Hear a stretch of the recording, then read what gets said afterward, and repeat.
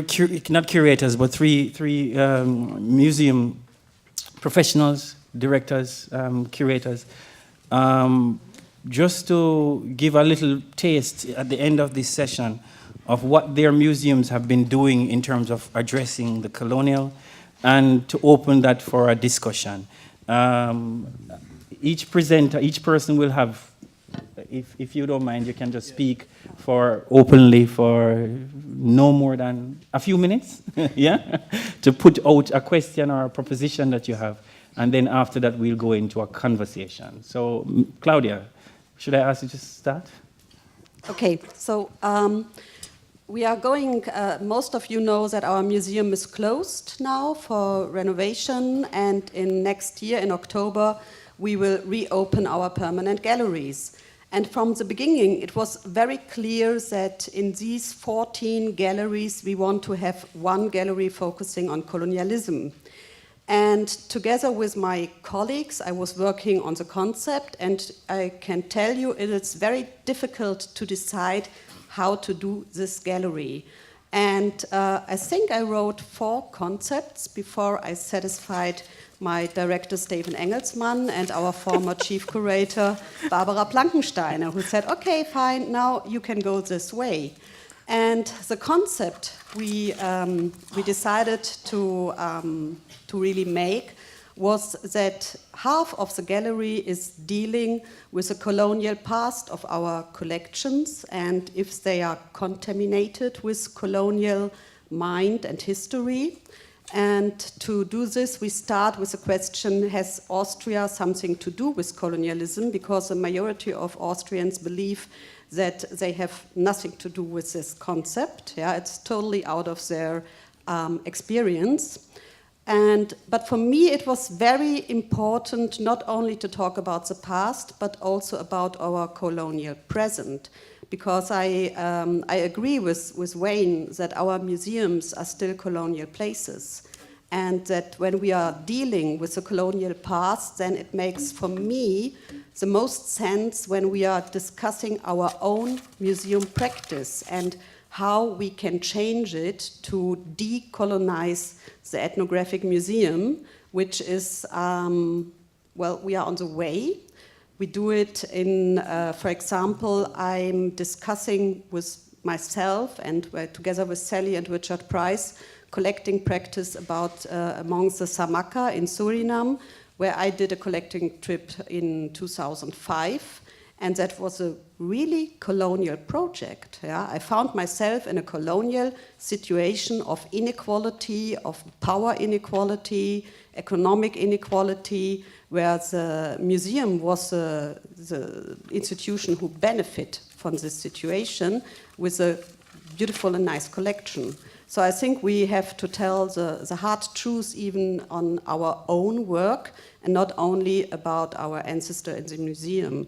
And well, I think, yeah, that's for the moment. Thank you, thank you.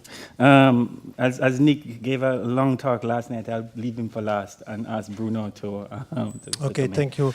I would say exactly the same as in Vienna, with this one difference. From the beginning, it was not clear to have a room on colonial history in the new Museum of Tervuren, and it was only after a peer review in 2013 that the reviewers for the new exhibition layout said, but where is your story on the colonial history?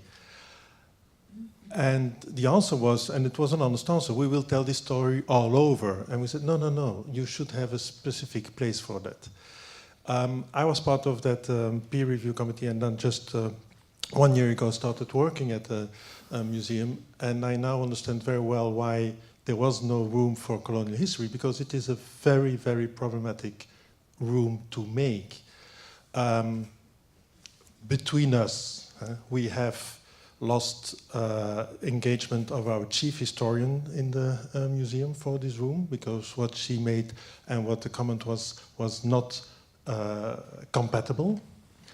Other historians had fierce opinions but did not dare to express their opinions on what should be there openly, or even openly within the museum. And also we the museologists said that we do not have enough collections to tell this story in a true sense.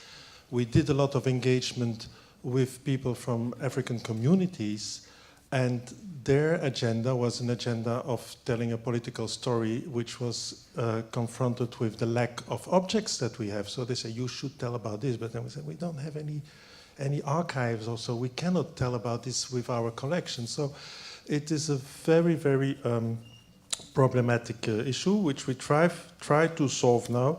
A very scientific way.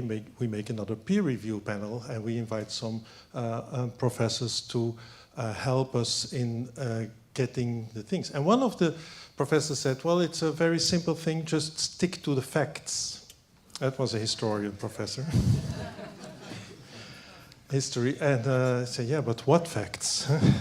And also, and thinking of it, seeing this work of art, Speak No Evil, there is a danger that Verbergt of University of Ghent points to, that not to fall with making a dedicated room to the history of colonial history, to go into this idea that the past is evil and evil is past.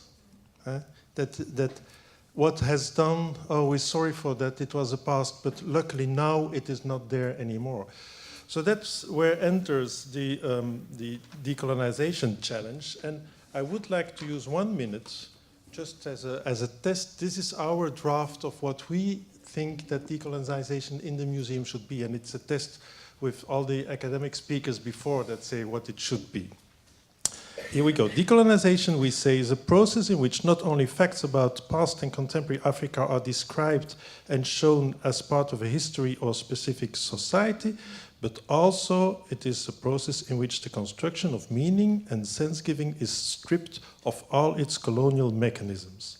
In that sense, it is a similar process as the avoidance of ethnocentrism or Eurocentrism. But then what we felt we had to add is this, and this I didn't hear this morning, it is that new constructs that replace the colonial ones are rooted in the paradigms that give a central role to superdiversity, globalization, and multipolarity. We hereby do not underestimate European values and traditions, nor do we think that the ethical judgments should have no ground in the European principles, European in between brackets, of democracy, humanism, and enlightenment. At stake is to ban sneaking and undisclosed mechanisms of exclusions, inequality, and racism. And now we specifically say how we are going to do it. For instance, by having a critical and apt attitude with respect to the own history of the museum, with respect to the role of King Leopold II, but with respect towards African victims of colonial violence. We have in the museum a statute for the Belgian victims of colonization, but not of African victims, so far, and have an open attitude towards restitution matters. Thank you very much. Thank you. And Nick, for that last couple of minutes. I think some people here have probably heard me say several times that I think it's hugely important that we treat ethnographic collections as history collections. I want to qualify and complicate that broader view briefly here. There have been many rich projects in Cambridge. My colleague Anita Hurley did a Fiji exhibition very much about the formation of one of our key founding collections in the context of early colonial administration. We have a sort of upcoming project, so let me just present you with a problem. Quite a few people here are probably aware that there's been a Cambridge University student campaign to repatriate a Benin bronze object that's not in the museum I work at, but in one of the colleges. But in that context, we're looking to redisplay our Benin material in a question-raising way, and one of the components of that display might be a single case that explains the context and the story of 1897, presumably the single most notorious incident of looting and the whole sort of scramble for African art, a context that wasn't explained, for example, in the BM Africa galleries that Ruth pointed out in a review of those galleries 15 years ago, I think. It struck me that one of the ways of doing that would be of talking not only about the history, but about the contention about that history in the present would be through a series of quotations. People who are very clear that something belongs where it belongs. There's a prominent British museum director who said not so long ago that repatriation is yesterday's question. There's a prominent member of the Benin court who says if somebody has stolen my car, he has to return it to me, and it's not his business whether I have a good garage to keep it in. And one of the reasons, I mean, I think in some ways that this is a sort of positive approach, but I'm also worried in a way that people might come into that display and just sort of agree with the quotations that they already agree with and go away again. Because, of course, when we're engaging with these issues with students, I mean, we're trying to complicate those received views so that if a student is very clear that this belongs in one place, or if for her the question is simply where does this belong, what we want her to think about is that the first and last question you have to ask about this object. You know, what other questions are there and what are the implications of the questions you ask?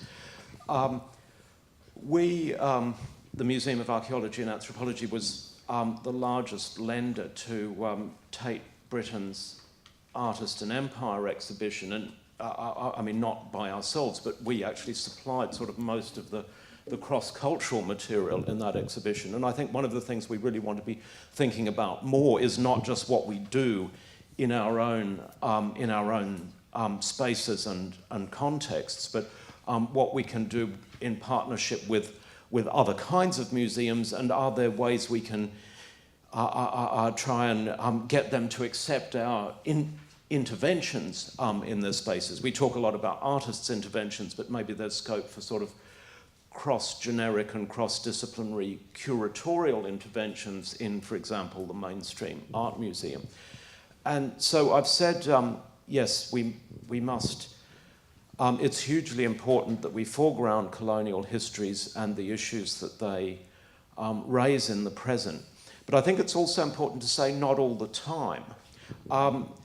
Because if in an art museum, it's perfectly okay to have a very focused display about Spanish religious painting from the mid-17th century. And if the movement in world cultures museums gets sort of pushed towards doing themes like hair or body art that are of attract wider publics, are we saying then that, you know, we don't want to do an exhibition about Memoyer, or we can't do an exhibition about the first 2 years of Papunya painting? Are we saying that those sort of very specific topics that might in a way sound the contexts of very traditional sort of museum exhibitions are no longer relevant or appropriate?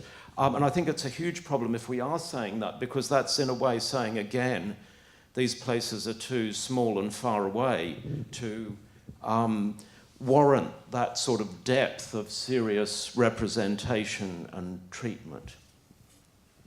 Okay. All right, thank you, Nick. I mean, what is the conceptual frame within which you, or through which you exhibit the colonial, which is what Claudia referred to in the beginning? And I've always said to Guido that I would never want his job. Of course, I'd want a job like his, but not his job in specific, because the question of how one displays the colonial in the present is such a mammoth task. Not for us and for Tervuren, it might be so that you dedicate one room. And I would ask the question if it should be one room. But for a museum like yours that is so invested in the colonial past, can you do it right? I always ask Guido. So to actually acknowledge that one is failed before one starts is good, sometimes I think. I open to the audience for questions, and I have a few that I'd like to come back to. So any questions? And to steal one mic. Yeah.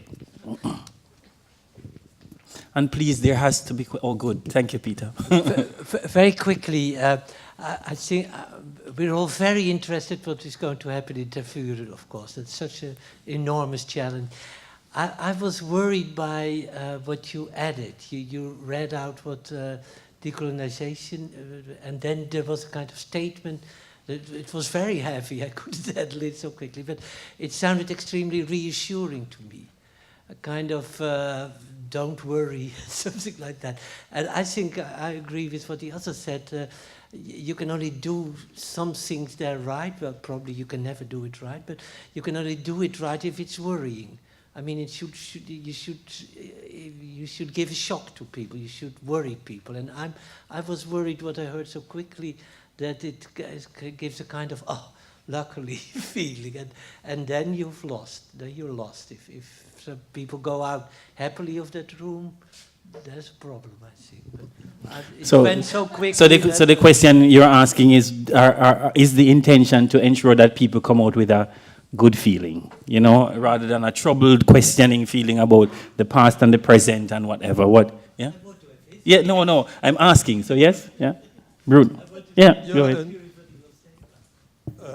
No, what I read is a kind of guideline that we needed for ourselves, and not only for this room, but for the whole museum. But the question, of course, is who should come out, with what opinions should you come out? It is not so, it is really a very messy thing. It is, of course, we can say, oh, we want to make like any filmmaker or theater maker that says, well, I want to make a play, and then when people come out, they really have to think on and reflect on what happened. But then, is it only the people that, are we doing this for, let's say, people like us that are completely convinced, and finally Tervuren comes out and saying that the colonial past is evil, and that even till today it is evil, and that till today or is it, or should we please, and let me give, in this peer panel, we have, so we do have a panel of people from African societies living in Belgium, and then we decided we're going to ask professor of university at University of Kinshasa, as seen as a consensual figure, a high authority figure on history of his country. And in fact, his critique on what we were saying is you're neglecting too many of the positive effects of the history during colonial times. I mean, he was saying something that we dare not to say.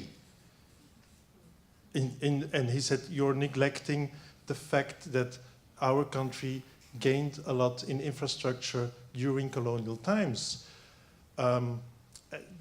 And it is, so we're much more even now in what to show, what to tell, what are the facts. Stick to the facts. Is this a fact that infrastructure has been tremendously improved during colonial times? Or how important is that fact to show, and how reassuring is this to the people that will visit the room on colonial history? But I would say it's very important that it's not only about perpetrators and victims. The colonial relationship is very, very complicated. So it's not just giving the Belgians a bad idea and making the Africans happy or whatever. I think it's bringing out all the complexity and connivance. I think that in our room, I don't hope that the visitor is leaving it shocked. But when they are leaving the room and they just said, oh, wow, that's complicated, then I'm happy. Stephen, and then Barbara. I wanted to say something because Claudia has already addressed this discussion between us about what the colonialism gallery should be about. And well, I think you've just given the answer. It is a very complex issue. It's been debated and discussed in with all sorts of perspectives, right here and everywhere in academia and in involved groups. I think the essence of our discussion was, we're doing this gallery for 150,000 visitors, which we expect to come to our museum, who have not been involved, most of them, in this discussion. And still we want them to go out of the museum with an understanding that there is an issue, even in non-colonial Austria, with that colonialism still has sort of perpetrated into Austrian thinking as well. And so if that comes out, we've done what we wanted. Barbara wanted to say something. I'd like to do two things in terms of my own challenges. I was just in Berlin to give a talk, and I was at the Deutsche Historische Museum, and they did an exhibition on colonialism. And one of the things that I found fascinating and important about that exhibition is that, one, it doesn't claim that there is no objects. It is absolutely jam-packed full of objects. And so the question is, one of the things that we always see as museums is that when it comes to difficult histories, there are no objects. I would like to challenge that. And so one of the things it's a project that we're actually putting forward shortly called Materializing Slavery and Colonialism, in the Research Center anyway, a project that I'd like to do. So that's one thing. I mean, one of the other things which is interesting, which is where we talk about the complexity, and I agree with the complexity. And Iris where's Iris? She's here? Ines, she was saying that last night because there were several comments in the books that I could read because despite my attempts, I don't read German. But so I read a few English comments. Several of them I spoke about one last night referring to Tervuren, hoping that Tervuren would do an honest job like this.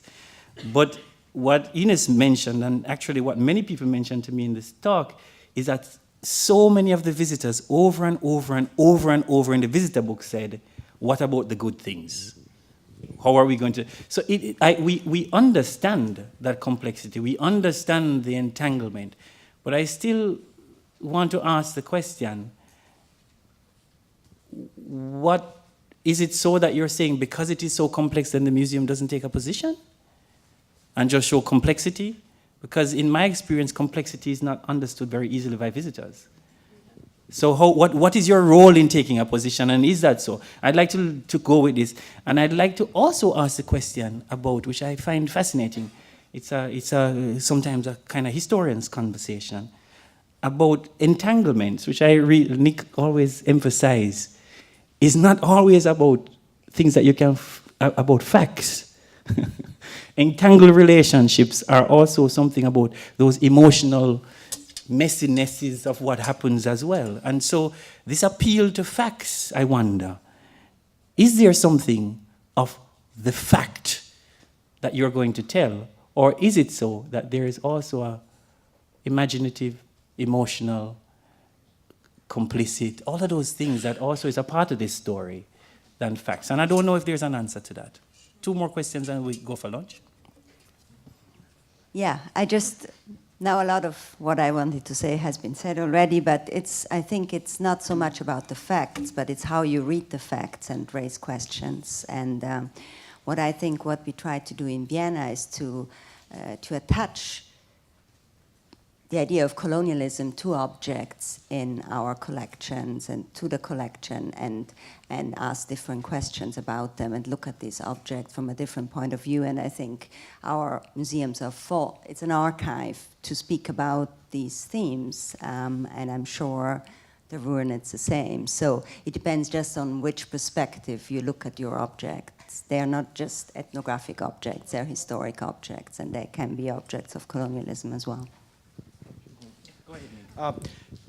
I think that's important, and I just wanted to mention something that just in the past week or so I've been trying to acquire for the museum, a historic bark cloth from the Cook Islands, probably from the 1840s, that has a painting of a Christian church on it. And so far as I'm aware, it's probably the earliest image of Christian architecture from the Pacific. And we are interested in it for various reasons, but I mean partly because it exemplifies the sense in which islanders appropriated things and made Christianity a focus for a new social imagination and a new set of identities and so forth. And so obviously if the museum includes things like that on display, as well as things like Benin pieces, that attempts to underwrite a more complex set of responses to the issues raised by colonial histories. Okay, Michael. Yes, Michael, your question. I think probably most of the museums we work in have perhaps no collections of Western collections or very little. Do you think by including both historic and contemporary Western collections into the World War Ethnographic Museum can make it a more even playing field in terms of how we approach ourselves and the other and the interconnectedness of it? Exactly. This is what the museum here does, and what we are also planning to do with inviting contemporary artists. It is the specific gift of an artist to add this layer of interpretation or new relation or emotion to the collection that suddenly explains in a poetic way, very fast. No, not fast, but poetically. Gives another layer that is the easiest way, but not to say that contemporary art is being not as easy, but that is the easiest way to add that layer. But I think to also go back to Michael, the last question from Anita, yeah? Michael, for example, the Tropen Museum, it would be hard to say we have no, I would say, our museum, hard to say we have no European collections. I would say it more complexly. We have a lot of collections emergent out of the colonial moment. We have a lot of collections that speaks to the lives of colonials living in the colonies. We have our colonials who moved here. So we actually have a lot of collections that speak to not only over there, but us in that process. And so perhaps because the Tropen Museum had a different kind of genealogy as the Colonial Museum and what that meant. But I think that from that perspective, there are possibilities, I would say, to feature that entanglement. But I think also that with many ethnographic museums, for me anyway, I think that the collections are so implicated in those entanglements, whether or not they are the reverse side of the us. So without, what we've done very often is that we've always spoken about them rather than us in that making. And I think that is important. Anita? Yeah, I was just going to add, obviously the complexity or the ways that we try to display the complexity of different colonial regimes in different times and different places is an extremely important and urgent question. But I'd also like to bring up, and particularly in the context of the last paper, Marcus's paper that we heard, of what goes on behind the scenes and about how we can decolonialize collections and actually develop less proprietorial and more productive ways of working with different people around the collections. And certainly at Cambridge and elsewhere, for over 20 years, we have had rituals go on behind the scenes with our collections. We have occasionally lent material out for use in rituals in different kinds of contexts for artists to use historic collections in performance. And obviously this is at times very challenging. We're selective about how we do it, but we have found it to be extremely rewarding. So I just wanted to add that. What we do behind the scenes is extremely important as well. I'd love to use that actually as a springboard to lunch. Also, for another reason, I would say that several years ago, when I first joined the Horniman, the staff of the Horniman Museum, and working with colleagues of mine, it was not necessarily easy to use the word colonial within the ethnographic museum. And I must admit that this is where my hopefulness comes, that it is an amazing thing, to be honest with you, just from my personal experience, that so many museums of ethnography and world cultures are actually suggesting today that they all will include colonialism in their narrative, that they're going to have rooms specially dedicated or a question whether or not it will be throughout the entire museum. Because I remember having conversation with my colleagues who kept repeating over and over and over again, it is not all colonial, why do you always mention that? So the question then is not necessarily whether or not the colonial will be attended to, but how might we do it? And what might it mean to think it in the present? And one of the things why I said Anita probably opens up the possibility is to think whether or not it is not only about the pastness of the colonial that we need to engage with, but rather in the present, starting from a process of the decolonial or decolonization, or how do we understand that tense battle that Nick is talking about when the students come over and say, we want to give it back. Can we get it back? Whether or not starting in that moment of contestation is not an opportunity, rather than hiding those contestations and using that as a way of moving back. I was amazed in the Berlin Museum, and this is my lack of history, to see the overlapping relationship between the project of Nazism and the project of the colonial. And once you saw that, then you recognize that it is hard for us to say we have no objects. Rather, we need to try and more productively think about how these things are interrelated and their afterlives.